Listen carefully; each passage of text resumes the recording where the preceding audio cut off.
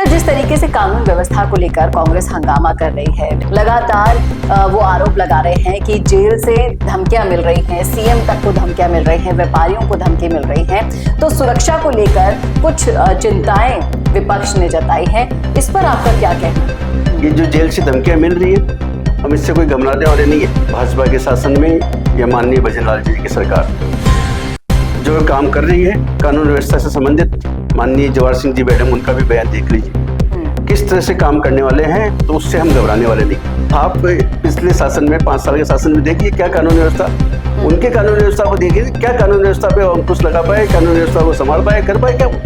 तो ये हमारी बात करना छोड़ देवे वो उस तरह की।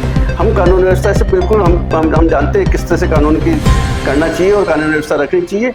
पूरी इस पे तैयारी है हमारी। विधानसभा में लगातार हंगामे करके कांग्रेस हर वो कोशिश कर रही है कि सदन में कार्यवाही सुचारू रूप से चल ही नहीं पाए।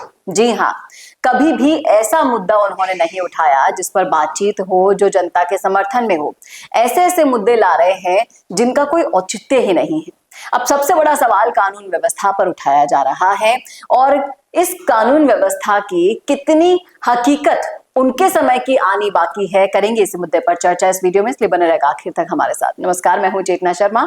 आप देखना शुरू कर चुके हैं संवाद भारत का, भारत के लिए। और इस मुद्दे पर बातचीत करने के लिए मेरे साथ मौजूद हैं बीजेपी के कार्यकर्ता और संगठन में बेहद ही अहम स्थान रखने वाले दिनेश पोद्दार सर। सर, आपका बहुत बहुत स्वागत है। नमस्कार। सर, जिस तरीके से कानून व्यवस्था को लेकर कांग्रेस हंगामा कर रही है, विधानसभा स्थगित भी करनी पड़ी, इतना ज्यादा हंगामा किया, लगातार वो आरोप लगा रहे हैं कि जेल से धमकियां मिल रही हैं, सीएम तक को धमकियां मिल रही हैं, व्यापारियों को धमकी मिल रही हैं, तो सुरक्षा को लेकर कुछ चिंताएं विपक्ष ने जताई है। इस पर आपका क्या कहना है?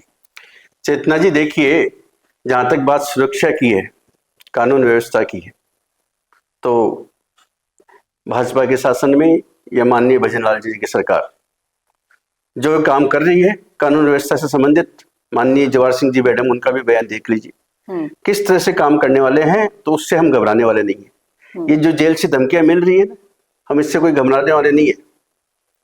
कितनी भी जेल से धमकियां मिलो, चाहे कुछ भी मिलो, हमारी कानून व्यवस्था इतनी चाक चौबंद है, हम सभी परिस्थितियों का सामना कर सकते हैं। पूरी सरकार इसके लिए तैयार है।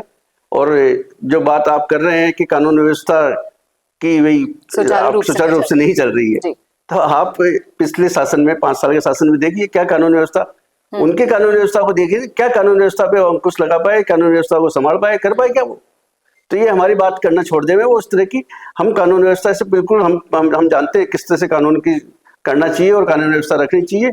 पूरी इस पे तैयारी है हमारी। जी, कहीं ना कहीं कानून पर जब बात चल ही पड़ी है, तो सर मैं जानना चाहूंगी कि अगर जैसा कि आपने कहा कि पिछले कार्यकाल को देख लीजिए, ना महिलाएं सुरक्षित थी, अपराध चरम पर था, और उस वक्त में तो गहलोत जी के कार्यकाल में तो पुलिस तक को भी नहीं छोड़ा जाता था, उनकी भी पिटाइयां हो जाया करती थी, आए दिन ऐसी खबरें आती थी। तो उससे अगर आप कंपैरिजन करें भजनलाल सरकार के सुशासन का, तो क्या कहना चाहेंगे आप? देखिए चेतना जी, जो पिछले कार्यकाल में जिस तरह से ये कानून व्यवस्था की बात कर रहे हैं आप, महिलाओं की सुरक्षा की बात कर रहे हैं, तो महिलाएं सुरक्षित कितनी थी ये तो आपको पता है, सबको पता है, पूरी जनता को पता है कि क्या स्थिति थी और क्या वो अपने खुद के उनके कार्यकर्ता मंत्रियों को देख लीजिए, किस पे नहीं, शांति धारीवाल जी को देख लीजिए, चाहे प्रताप सिंह जी खाचरियावास को देख लीजिए, चाहे बाबूलाल जी नागर को देख लीजिए, किस तरह की टिप्पणियां करते थे, किस तरह की बात करते थे महिलाओं के लिए जी।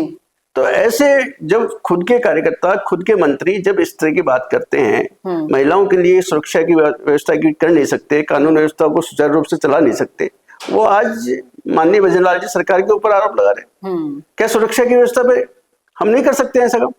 भाजपा की सरकार, माननीय भजनलाल जी की सरकार इसके लिए पूरी तैयार है।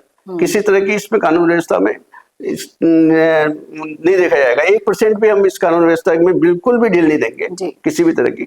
ये तो हुई कानून व्यवस्था की बात करते हैं सर पेपर लीक की। अब जिस तरीके से पेपर लीक के मुद्दे पर सरकार ने जो वादा किया था चुनावों से पहले, उस पर बहुत हद तक खरी उतर रही है सरकार लगातार, लेकिन फिर भी इन्हें आरोपों के घेरे में रखा जा रहा है। इस पर आप क्या कहना चाहेंगे? चेतना जी, देखिए, पेपर लीक की बात जो कर रहे हैं वो कौन कर रहे हैं? जिनके शासन में पेपर लीक हुए, आप 1.25 साल के पीरियड में हमारे यहाँ एग्जाम नहीं हो गया? राजस्थान में क्या, प्रदेश में एग्जाम नहीं हुई? रीट के भी एग्जाम हुए ना? क्या हुआ पेपर लीक वहां? जी नहीं। किसी तरह की गड़बड़ी हुई वहां? कोई शिकायत आई वहां? तो जो पेपर लीक पे अंकुश लगाया, SIT करी, उनके गिरफ्तारियां करी, पूरी इस पे कार्रवाई चल रही है। आप देखिए क्या स्थिति है। जो आज के पेरेंट्स जो बच्चों को एग्जाम दिलाते हैं, बेचारे कैसे जैसे उसको लोन लेके और लेके एग्जाम दिलाने के लिए भेजते हैं, और फिर उनका पेपर लीक हो जाए तो कितनी पीड़ा की बात है ना ये। जी। तो पीड़ा तो सहन कर ली ना 5 साल तक, वो पीड़ा तो सहन की है। आज उसका मौका है। आज माननीय भजनलाल जी की सरकार ने जो ये SIT लागू करके जो भर्तियों की बात कर रहे हैं, चाहे पेपर लीक की बात कर रहे हैं, किसी भी क्षेत्र में देख लीजिए आप, पेपर लीक से लेकर SI भर्ती तक देख सकते हैं। SI भर्ती में भी उन्होंने कोई काम नहीं किया। जो अब गिरफ्तारियां हुई है, देखिए कितना काम हुआ इस पे।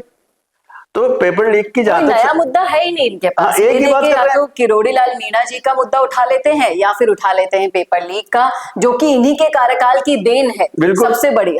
मतलब आप मान लीजिए 17 पेपर हुए हैं तो 17 में से 16 या 15 पेपर तो लीक ही हुए थे। बिल्कुल। अगर बार बार परीक्षा आयोजित कराई तो दोबारा लीक हो गए। ऐसी हालत इनके कार्यकाल में देखी गई। छात्रों को अभी तक दंश भुगतना पड़ रहा है, जबकि भजनलाल सरकार तो लगातार इनके उपाय खोज रही है, लगातार किस तरीके से इन छात्रों को राहत मिल सके उस कार्य को कर रही है। मैं जानना चाहूंगी कि हाल ही में सचिन पायलट ने भी किरोड़ी लाल मीणा को लेकर एक बहुत बड़ा बयान दे दिया था, जिसकी चर्चा सब जगह हुई थी, सियासी गलियारों में भी। तब मदन राठौड़ जी ने एक बहुत बढ़िया रिप्लाई किया था कि ये हमारा घर है, हमारे घर में ताक झांक बंद कीजिए, आप अपना घर संभालिए। बिल्कुल। इस पर आपकी क्या राय है? देखिए, माननीय मदन जी राठौड़ हमारे प्रदेश अध्यक्ष जी इतने सरल स्वभाव के, इतने अच्छे व्यक्ति है, राजनीतिज्ञ है और इतने पुराने व्यक्ति है। वो हर दर्द समझते हैं जी। राजस्थान की जनता का दर्द समझते हैं, मतदाताओं का दर्द समझते हैं। और उन्होंने स्पष्ट तौर पे ये बात कर दी कि भाई आपको हमारी तरफ देखने की जरूरत नहीं है, आप अपना घर संभालो। वहां जो आपके अंदर कलह हो रहा है, आप अपने को तो संभाल लो, हमारा क्या संभालोगे आप? सही बात। इस तरह से हमारी चिंता करने की जरूरत नहीं है। हम जो काम कर रहे हैं, और बिल्कुल हमारे भजनलाल जी जो संगठन से निकले हुए कार्यकर्ता हैं, जो आज इतने संवेदनशील तरीके से काम कर रहे हैं, आप उनको डिस्टर्ब करने की जरूरत नहीं है।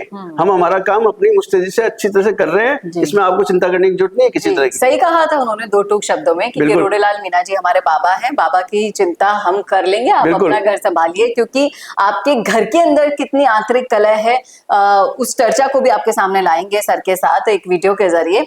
और तो ये थी सियासी चर्चाएं, जिन पर अलग अलग राय दूसरे भी रखते हैं, लेकिन जो सटीक राय है वो सर ने आपको बता दी है कि किस तरीके से विपक्ष के पास मुद्दे ही नहीं है जनता के लिए बात करने के लिए, लड़ने के लिए, झगड़ने के लिए, सड़कों पर उतरने के लिए। सिर्फ और सिर्फ गर्मा गर्मी कैसे हो, तनातनी कैसे हो, अमर्यादित भाषा को बोलकर सदन में हंगामा करने के लिए हमेशा तत्पर रहते हैं। ऐसा विपक्ष इतिहास में कहीं देखने को नहीं मिला जो अब देखने को मिल रहा है। जनता भी सोच रही होगी कि ये कैसे लोकतंत्र में रह रहे हैं हम, जहां विपक्ष इतना ज्यादा कमजोर साबित हो रहा है, इतने बड़े बड़े कद्दावर नेता होने के बावजूद भी। सर बहुत बहुत शुक्रिया इस मुद्दे पर अपनी राय रखने के लिए। आप क्या कहते हैं इन मुद्दे पर, क्या सोचते हैं? रखिएगा आपकी भी राय कमेंट बॉक्स में। कैसा लगा वीडियो बताना ना भूलेगा, और ऐसे और वीडियोस के लिए देखते रहिए संवाद भारत का, भारत के लिए। नमस्कार।